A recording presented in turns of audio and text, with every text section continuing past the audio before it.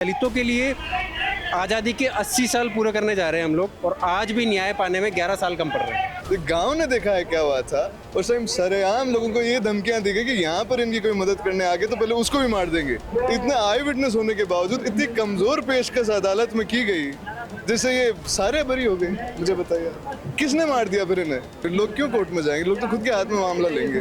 हाथ पैर थोड़े रॉड डली हुई महिलाओं के हाथों में और पैरों में, कैसे इस इतने अन्याय को देखकर कैसे कोई चुप रह जाएगा? तो जस्टिस ने जस्टिस नहीं करके इनजस्टिस किया है। इतना जघन्य अपराध ट्रैक्टर से बांध करके इनको मारा गया था, और आज जब फैसला है उससे भी बड़ा अफसोस हुआ कि क्या न्यायपालिका में भी ऐसा हो सकता है। आज हमारी जो न्यायपालिका है उसकी हत्या की गई इन्होंने। जो ऊपर जो आदमी बैठे हैं, राजनीतिक आदमी बैठे हैं, ये जीती जागती है कि लोकतंत्र की हत्या है। डांगावत कांड हुआ था, वो इस राजस्थान की धरती पर एक दलितों के ऊपर एक बहुत बड़ा एक कलंक है। उस टाइम में कांग्रेस भी चुप थी, बीजेपी भी चुप थी। आज भी कांग्रेस और बीजेपी दोनों चुप है। माने बदलो नहीं, न्याय चाहिए, न्याय मारो हक है, खैरात नहीं है। 14 मई 2015 और दिन ना सिर्फ राजस्थान बल्कि पूरा भारतवर्ष में एक तहलको मचा दी हो। जिस तरीका से डांगावास मेड़ता में जो डांगावास से बटे जिस तरीका से नरसंहार हुई हो, के बाद हर कोई अचंभित हो बिन देखे। 11 साल तक लंबी न्याय की लड़ाई लड़ी गई, लंबी जो है मांग उठाई गई कि न्याय मिलना चाहिए, क्योंकि घटना के मायने 5 दलित सहित एक और जो अन्य वर्ग का लोग 6 लोग की जो दर्दनाक मौत हुई थी। मेरे बाद लोगों में काफ़ी रोष हो, न्याय मांगे हो, 11 साल इंतजार भी करियो, बाट जोई, लेकिन 11 साल बाद जब 5 अगस्त 2026 ने मेड़ता की SC/ST विशेष अदालत इस मामला पर जो है फैसला सुनाया, तो 40 का 40 आरोपी जो है एक मायने बस सबने बरी कर दिया। नमस्कार, खमागणी राम राम, मैं नंदिता और आप देख रहे हो झलको मीडिया। बी के बाद में लोगों के पैरा तला जमीन खिसक की ही, क्योंकि उम्मीद बहुत ही सोचो कि न्याय मिली, और जो लोग भी हत्याकांड ने आंखियां देखी हो, जो मंजर देखे हो, और जो परिवार है आज तक भी हादसा की जो है बात चीखा आज बारह काना में सुनाई दे रही है, भी भुला नहीं पा रहा है। आई वजह है कि बी के बाद में आज जयपुर का शहीद स्मारक पर बड़ी संख्या के मायने दलित समाज लोग इकट्ठा हुआ है और न्याय की मांग ने वापस उठा रिया है। बारो कहना है कि जिस तरीका को फैसला आयो हो वो 12/7 अन्याय है। देखिए, डांगावास हत्याकांड जो 2015 में हुआ था, तब मैं 11वीं क्लास में या 12th में था मैं शायद, और तब मैंने ये सुना था तो लोगों की रूह कांप गई थी। इस तरह का जो जघन्य हत्याकांड हुआ था ये, उसमें रूह कांप गई, और इसके लिए तो सरकार ने जो है स्पेशल कोर्ट बनाई गई। स्पेशल कोर्ट में भी आप देखेंगे कि स्पेशल कोर्ट होती किस लिए है कि जल्दी तुरंत कार्रवाई हो जाए, त्वरित मतलब कार्रवाई हो जाए उस पर, और तुरंत एक्शन ले लिया जाए, ठीक है ना। मतलब सबूतों के आधार पर, ये नहीं कि बिना किसी सबूत के, या सबूतों के आधार पर तुरंत एक्शन लिया जाए। आम जो कोर्ट चल रही है उसके मुकाबले जो स्पेशल कोर्ट है उसमें जल्दी सुनवाई हो जाए। लेकिन क्या 11 साल जल्दी सुनवाई? 11 साल तो जल्दी सुनवाई नहीं, और 11 साल सुनवाई करी, उसके बाद में भी न्याय नहीं मिला। तो फिर अगर जो 6 लोगों की हत्या हुई, उसमें 5 दलित थे, मेघवाल समाज के लोग थे, जो 6 लोगों की हत्या हुई, किसी ने तो मारा होगा उन्हें, आत्महत्या तो नहीं करी होगी उन्होंने। तो मेरा सिंपल सा ये सवाल है कि दलितों के लिए आज़ादी के 80 साल पूरे करने जा रहे हैं हम लोग, और आज भी न्याय पाने में 11 साल कम पड़ रहे हैं। तो ये बहुत बड़ा मतलब सोचने वाला विषय है कि दलित इस आज के भारत में, 80 साल के भारत में दलित आज भी सुरक्षित नहीं है, और कानून व्यवस्था होने के बावजूद भी बाबा साहब ने न्याय के अधिकार दिए, बाबा साहब ने इतना अच्छा संविधान लिखा, इतने सारे कानून दिए, उसके बावजूद भी 11 साल लग रहे हैं और उसमें भी न्याय नहीं मिल रहा। डांगावास प्रकरण हुई हो, आप लोग डांगावास गया भी हा, पूर्व मंत्री राजेंद्र गुड्डा जी भी गया हा, आज अटाया हो, कई लागे जी तरीका को फैसला आयो, मेरी उम्मीद कोई नहीं कर रही हो, तो लोगों के लिए बहुत चौंकाने वाला फैसलो कोर्ट को बहुत चौंका वाला फैसलो है। और हकीकत बात तो है कि आई विटनेस होने के बाद में जो जिन्होंने अपनी जान इसमें गवाई वो तो ऊपर वाले के पास चले गए। उसके बाद में भी जो हॉस्पिटलों के अंदर जो लोग हाथ पैर टूटे हुए पड़े थे, जो महिलाओं के साथ जो अभद्रता की हुई थी, जिन्होंने आंखों से देखा है क्या हुआ था, गांव ने देखा है क्या हुआ था, उस टाइम सरेआम लोगों को ये धमकियां दी गई कि यहाँ पर इनकी कोई मदद करने आगे तो पहले उसको भी मार देंगे। तब भी हम गए थे, राजनीति गुड़ा गए थे उस टाइम पर। 2015 में रेणु जी मेघवंशी वहाँ बैठी थी, राजन सिंह गुड़ा बैठे थे। उस टाइम कितना डर का माहौल बना रखा था। आरुषि जी मलिक वो कलेक्टर थी, बोले लाठीचार्ज कर रहे थे, करके देखो लाठीचार्ज, आदमी मार दिया उसके बाद में लाठीचार्ज करे उस टाइम पर, आप मानिए। और वो इतने आई विटनेस होने के बावजूद इतनी कमजोर पेशकश अदालत में की गई जिससे ये सारे बरी हो गए। मुझे बताइए किसने मार दिया फिर इन्हें? किसने मार दिया? कोई प्राकृतिक आपदा हुई, क्या हुई तो ये इतने लोग मर गए? इतने लोगों के हाथ पैर टूट गए, हद हो गई। अच्छा, कोर्ट ओ मान्यो है कि हाँ हत्या हुई है, पर ओ नहीं मान पा रहा है कि हत्या करी गुणे वगैरह की जो परिवार के सदस्य है वैसे यूँ पहचान नहीं कर पा रहा है कि कौन गुनहगार है। देखिए साहब, 40 आरोपी थे और उनमें से हमारे जितने लोग मरे उतने आरोपी भी आप तय नहीं कर पाए। 5 लोग मरे, उन्होंने अपना देह त्याग दिया वहाँ, उतने भी आप आरोपी नहीं तय कर पाए। क्या मतलब है फिर? लोग क्यों कोर्ट में जाएंगे? लोग तो खुद के हाथ में मामला लेंगे। मुझे बताइए, उस टाइम पर लोगों ने इस बात पे उधरना उठा था कि इसकी सीबीआई जांच होगी, निष्पक्ष होगी। सबको भरोसा था कि सीबीआई के पास जांच चली गई, अब हमें न्याय मिलेगा, सीबीआई इसकी निष्पक्ष जांच करेगी। उसको भी लोग फिर क्यों भरोसा करेंगे? मुझे बताइए, फिर ये जनता है, फिर तो लोग क्रिया की प्रतिक्रिया नहीं करेंगे कि यार जो करना है वो अभी कर लो, कोर्टों में तो कोई मतलब वाली बात नहीं है। न हमारी सरकार सुनेगी, न हमारी ठीक से पेशकश की जाएगी, नहीं हमारे मामले की जांच की जाएगी, लोग डायरेक्ट फैसला नहीं लेंगे। बताइए आप मुझे। ये तो बड़ो फैसलो कुछ लोग निंदनीय बता रहा है।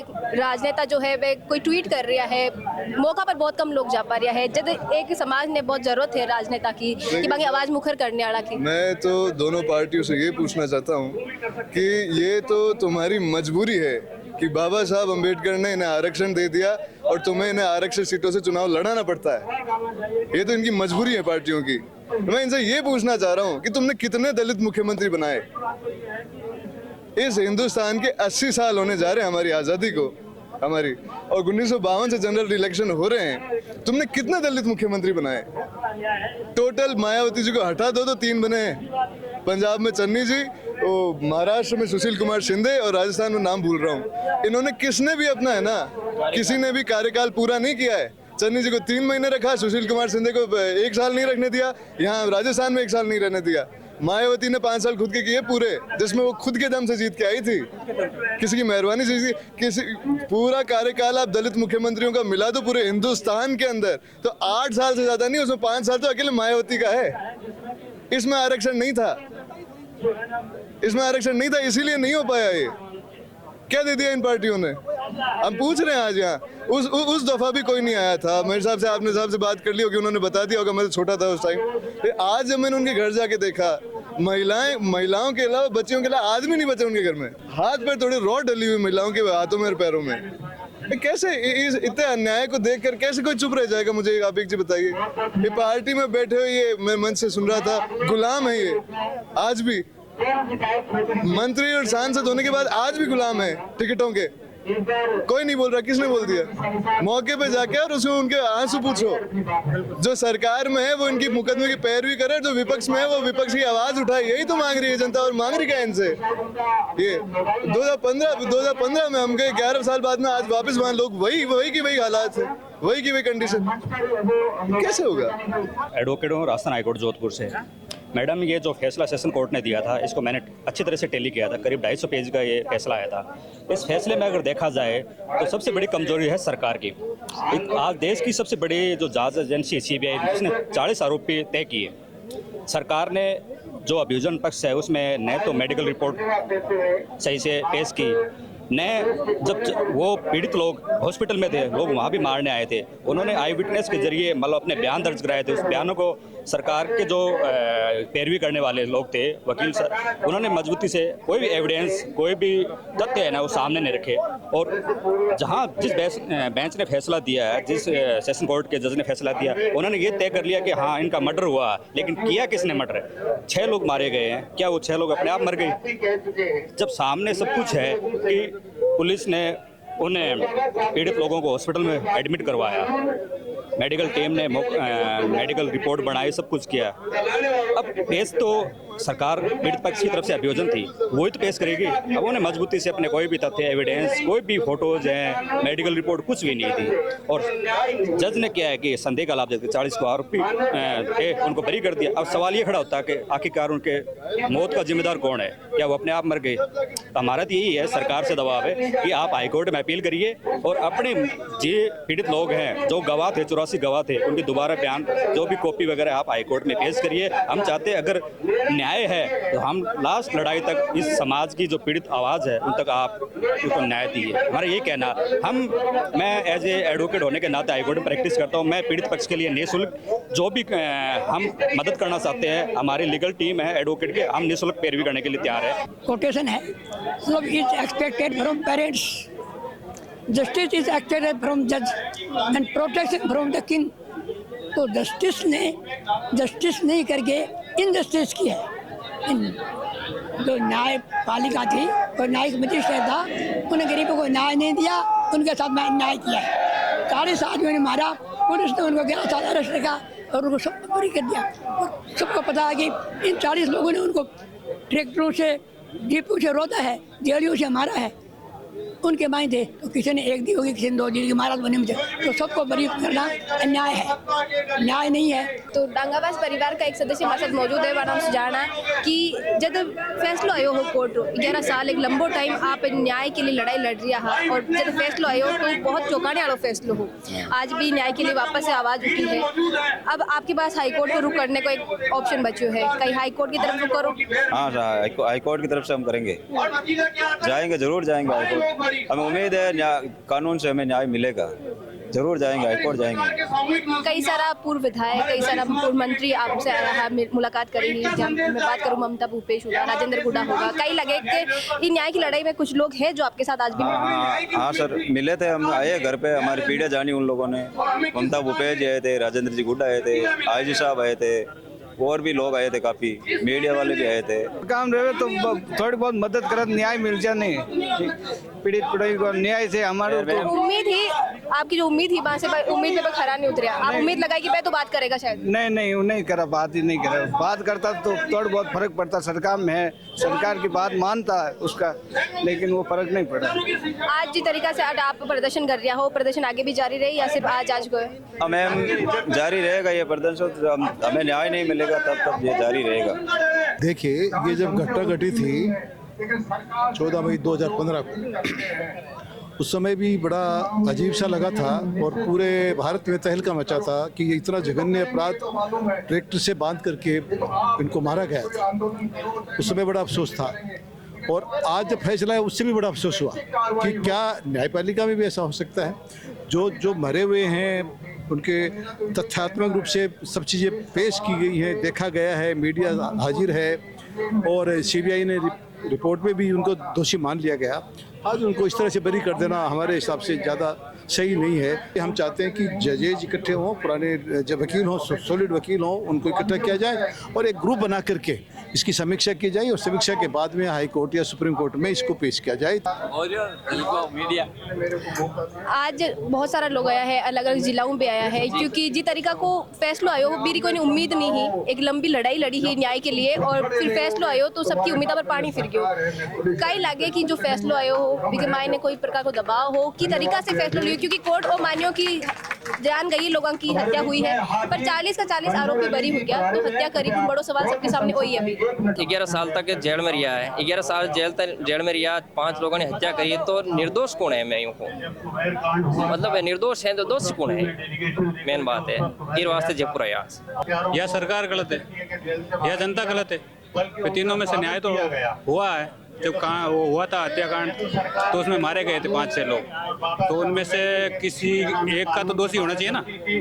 एक भी दोषी नहीं है, फिर उनको किसने मारा? और बोले जा रही है कि जो बांगा परिवार वाला है वे आज आरोपी ने पहचान नहीं पा रहा है, इस वजह से केस कमजोर हुई गयो और इस वास्ते बरी करना पड़ा, क्योंकि कोर्ट को है कि भाई सिर्फ संदेह के आधार पर कोई नहीं सजा कौन दी जा सके। वो तो कम से कम 400-500 लोगों की भीड़ थी, उसमें कैसे पहचान सकते हैं कि किसने ट्रैक्टर से कुचला या किसने गोली चलाई? 500 लोग कैसे पहचान पाओगे? आज हमारी जो न्यायपालिका है उसकी हत्या की गई इन्होंने, जो ऊपर जो आदमी बैठे हैं, राजनीतिक आदमी बैठे हैं, जिन्होंने हमें ये चाहते हैं कि जो 6 आदमी हमारे जो मरे हैं उनके हत्यारा कौन है? हम तो बस ये 40 के 40 आज बरी है, वो किस बेस पे बरी किए इन्होंने? ये तो उनके पास राजनीतिक दबाव है, ये राजनीति का पूरा सपोर्ट है, उसके तहत ये इतना बड़ा ये काम हुआ है, वैसे तो हो नहीं सकता। और हमारे कुछ मुआहदे जो हमारे समाज के वो भी इनके साथ हैं, जैसे कानून मंत्री है अर्जुन मेघवाल, वो वहाँ क्या कर रहा है? उसको भी तो आज हमारे समाज में आना चाहिए, हमारे बीच में आके बैठना चाहिए। वो एक समाज का सबसे बड़ा गद्दार आदमी है। हमें ये चाहता हूँ, हमें और कुछ नहीं चाहिए, हमें न्याय चाहिए। न्याय के लिए हम जहाँ जितना हो सकता है हम उतना प्रयास करेंगे और जितना हम आगे के भी लिए हम तैयार रहेंगे कि क्या करना चाहिए हमें। हम हमारे समाज के साथ रहकर पूरी मुहिम को एक साथ रहकर मैं ये चाहता हूँ, मुझे न्याय चाहिए। 6 के 6 आदमी जिन्होंने उन्होंने हत्या की है उनको सभी को फांसी दी जाए या कारावास में डाल के उनको कठोर दंड दिया जाए। जो केस 12 साल चला, सीबीआई की जांचें हुई, सीबीआई की जांच होने के बावजूद भी और उनको 40 व्यक्तियों को धीरे धीरे करके सबको बरी कर दिया जा रहा है। बरी करने के बाद तो फिर उस आदमियों की हत्या किसने की? हत्या किसने? हमें ये क्वेश्चन ये उठता है कि जब उनकी निर्मम हत्या एक ट्रैक्टर के द्वारा दिखाई गई और आईओ जो इन्वेस्टिगेशन ऑफिसर्स होते हैं, पुलिस के जो आला अधिकारी होते हैं, सीबीआई वाले होते हैं, तो उन्होंने क्या इन्वेस्टिगेशन किया और उन जजों ने उनका जो न्याय दिया उन्होंने तो एक लोकतंत्र की हत्या की है। ये जीती जागती है कि लोकतंत्र की हत्या है। क्या ऐसा हो सकता है? यदि हाँ, ये तो आज एक दलित वर्ग के लोग हैं, लेकिन ऐसा न्याय तो सब जात के साथ होना चाहिए। जहाँ जिसको जो कार्य जिसने दुर्घटनाएं की है, मृत्यु की है, मर्डर किया है, तो उसको सजा मिलनी चाहिए। लेकिन क्वेश्चन इस बात का उठता है कि जब उनको बरी कर दिया तो आखिर उनको मारा किसने? सबसे बड़ा क्वेश्चन उठता है। अब इसको जिस नेतृत्व में पूरे राजस्थान में अम्बेडकर वेलफेयर की सोसाइटी के जो अध्यक्ष हैं श्री सतवीर जी, उसके नेतृत्व में ये कमेटी का जो गठन हुआ है और जो जहाँ धरना हो रहा है, जहाँ प्लानिंग हो रही है कि उनको न्याय मिलना चाहिए, तो ये एक जात का नहीं है, ये सर्व जात के सामने ये बात होनी चाहिए कि उनको न्याय मिलना चाहिए। इस राजस्थान में जिस तरह से बिहार में लक्ष्मणपुर बातें हत्याकांड हुआ था, जिस तरह से लक्ष्मणपुर बातें हत्याकांड हुआ था, दलितों का हत्याकांड हुआ था, जो बिहार पर एक कलंक है, उसी तरह से जो ये डांगावत कांड हुआ था वो इस राजस्थान की धरती पर एक दलितों के ऊपर एक बहुत बड़ा एक कलंक है। लेकिन इस कलंक को आखिर धोएगा कौन? इस कलंक को धोने का काम दलितों को स्वयं करना पड़ेगा। इस देश में, इस राजस्थान में दलितों की 20% आबादी है। जिस तरह से उत्तर प्रदेश में दलित समाज की 20% आबादी है, उन्होंने 4 बार अपनी सरकारें बनाई है, तो क्या वही आबादी 20% वहाँ पर है, वही आबादी राजस्थान में है? तो इस प्रदेश के दलितों को समझना होगा कि किस प्रकार से सत्ता में आकर के उनको न्याय लेना है। डांगावास हत्याकांड पूरा राजस्थान के लिए एक शर्मसार घटना है और 11 साल तक न्याय की बाट जोरी परिवार आज भी न्याय के लिए वापस धरनों करना पड़ रही है। आप क्या देखो? तो उस टाइम में भी उस आंदोलन में था, डेड बॉडियों को लेके हम बैठे थे। उस टाइम में भी हमने लड़ाई लड़ी थी। उस गांव में भी मैं था, हॉस्पिटल में था, डेड बॉडियों के पास था, हम लड़ाई और हमने संघर्ष करके ही मामला सीबीआई में। लेकिन उस टाइम में कांग्रेस भी चुप थी, बीजेपी भी चुप थी। आज भी कांग्रेस और बीजेपी दोनों चुप है, और इसलिए कि जो पावरफुल लोग हैं वो नाराज नहीं हो जाए, इसलिए। अच्छा, खासी नाराजगी जो है केंद्रीय मंत्री अर्जुन राम मेघवाल के प्रति जताई जा रही है, क्योंकि मैं कुछ बोले उनसे, ये तो बेचारे ऐसी के लोग आ ही जाएंगे, दूसरे के नहीं आएंगे। ये गलतफहमी निकाल दे कि बेचारे ऐसे के लोग हैं, ये गलतफहमी प्रशासन निकाल दे, हाँ सरकार निकाल दे, मीडिया के प्रशासन बेचारे ऐसे के लोग हैं। हमारे पुरखों ने क्रांतिकारी तरीकों से अधिकार लिया, हम भी लेंगे, हमारी पीढ़ियां भी लेगी, सरकार प्रशासन चाहे कोई भी हो। हम ये गलतफहमी जो लोग है ना, जिन्होंने ये किया, आज कोई क्यों नहीं आ रहा? और सरकार ने 2 अप्रैल 2018 को हमारा डेमो देख लिया होगा। वो अगर जीतने की सरकार अगर थोड़ा रिमाइंड कर लेगी तो उनको कभी इसी नौबत नहीं आएगी करने के आज की। तो वो इस गलतफहमी में ना रहे कि हमें इनकी दूसरे। और मैं इसके अलावा कांग्रेस पार्टी, विपक्ष जो भी पार्टी है, उनसे भी आह्वान करना चाहता हूँ कि वो ये गलतफहमी और निकाल दे दिमाग से कि हम आपसे ना आप हमसे हो, आपको जरूरत है हमसे, हमारी जरूरत नहीं है किसी से भी। आज सही इस मार्ग पर प्रदेश का अलग अलग जिला से लोग आया है, अलग अलग जिला से लोग आया है, और सबकी एक ही मांग है कि डांगावास हत्याकांड का जो भी आरोपी है बाने सजा होनी चाहिए, और जो पीड़ित परिवार है बाने न्याय मिलना चाहिए। लोगों को जो दर्द है वो आज भी सीना में है। काफ़ी सारे लोग हैं जो वक्त बतावे हैं बात कि बेटा में यहाँ हुए हो, क्योंकि 2015 की बात है, और आज भी अगर मैं बोल रहा है कि 11 साल को टाइम ले लियो, मेरे बावजूद भी अगर मन वापस कहना पड़ रहा है कि न्याय कटे है, तो 11 साल को मतलब कहीं है। बेशक मैं 11 साल लिया, उम्मीद करा कि जो एकदम पारदर्शी फैसला जो है एक मामला में आए, लेकिन लोग इस फैसला से संतुष्ट नहीं है, और अब हमारे पास जो ऑप्शन है वो हाईकोर्ट को है। पूरा मामला लेके जो फैसला आयो हो कोर्ट को, आप कई विचार है कमेंट में लिखकर बताओ। साथ ही वीडियो ने जरूर लाइक करो, शेयर करो, बनाए रखो झलको पर आपको प्यार और विश्वास। झलको